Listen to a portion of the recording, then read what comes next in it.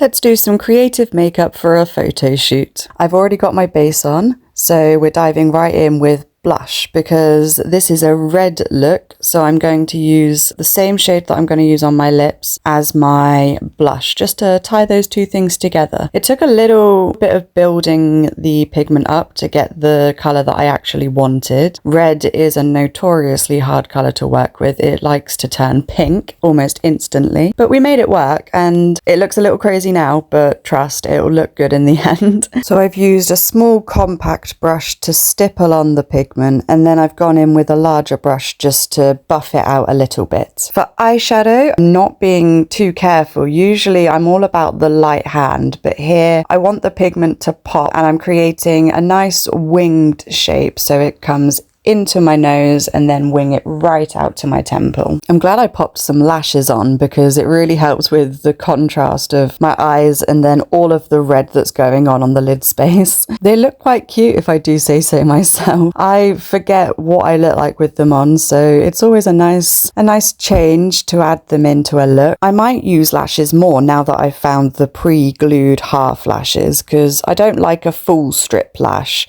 These halves are a nice in-between.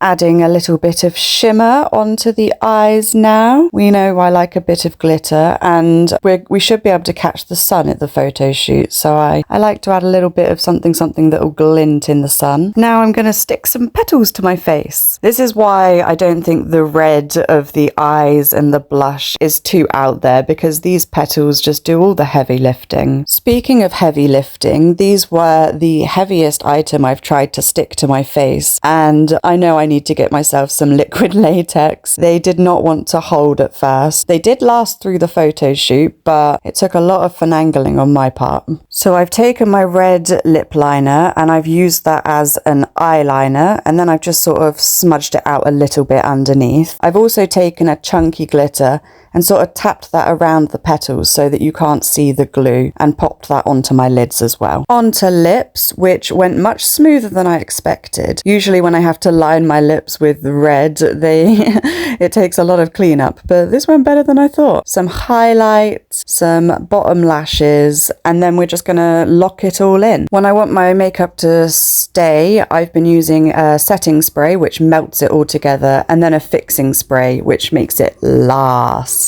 And that is the look. I've already posted the results, so check my social media for that.